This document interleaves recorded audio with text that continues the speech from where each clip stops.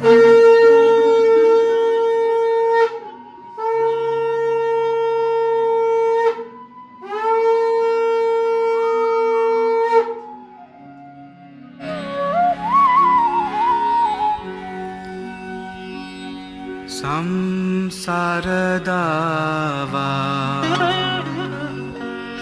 नललीढलोका त्राणाय कारुण्य गणागणत्वं संसारदावा नललीढलोका त्राणाय कारुण्य गणागणत्वं संसारदावा नललीढलोका त्राणाय कारुण्य। हरे Krishna. Happy Ekadashi, happy Gita Jayanti also.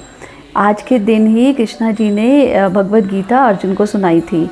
और ये मोक्षदा एकादशी वैसे तो आज है, लेकिन इसका जो फास्ट है वो कल होगा, तो व्रत हम कल करेंगे। इसलिए आप कथा आज भी सुनना और कल भी सुनना। इसको सुनने से ही वाजपेयी यज्ञ का फल मिलता है। और ये वाली जो कथा है ये श्री कृष्ण जी ने युधिष्ठिर को बताई थी। तो एक बार एक चंपक नगर में विखानस नाम का एक राजा था, और वो अपनी बहुत खुशी से रहता था और उसकी प्रजा का बहुत अच्छे से पालन पोषण करता था। लेकिन उसको एक दिन एक रात को सपना आया कि उसके जो पितृ हैं वो नरक में हैं और वो उससे बोल रहे हैं कि मुझे इस नरक से बाहर निकालो।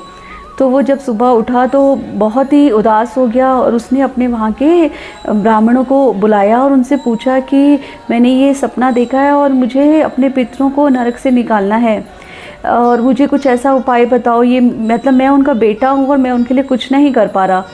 तो उन्होंने बोला कि एक पर्वत मुनि का आश्रम है, तुम उनके पास जाओ और वो त्रिकालदर्शी हैं, तो वो तुम्हें बता देंगे कि वो नरक में क्यों हैं और इसका क्या उपाय हो सकता है।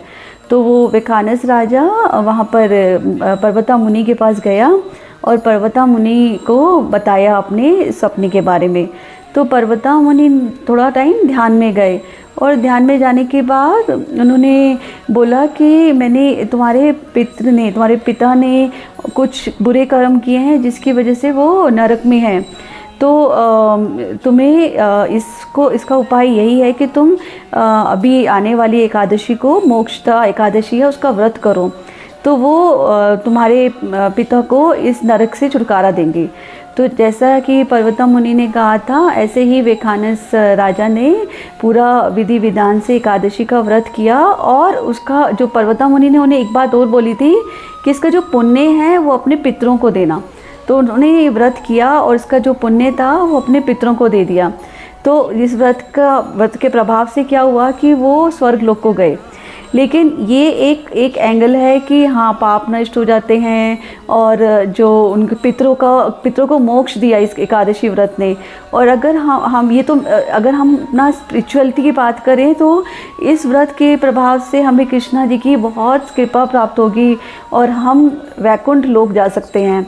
तो हमें इस व्रत को विधि विधान से पूरा करना चाहिए। और आज जैसे कि गीता जयंती है, तो हमें जितना ज़्यादा से ज़्यादा गीता दान करना चाहिए, भगवत गीता सबको डिस्ट्रीब्यूट करनी चाहिए और कल के दिन पूरा अच्छे से व्रत करना चाहिए। और एकादशी के व्रत के दिन हम जितना ही कृष्णा जी का मैसेज लोगों तक पहुंचा पाएंगे उतना ही हमें सुकृति मिलेगी। हरे कृष्णा।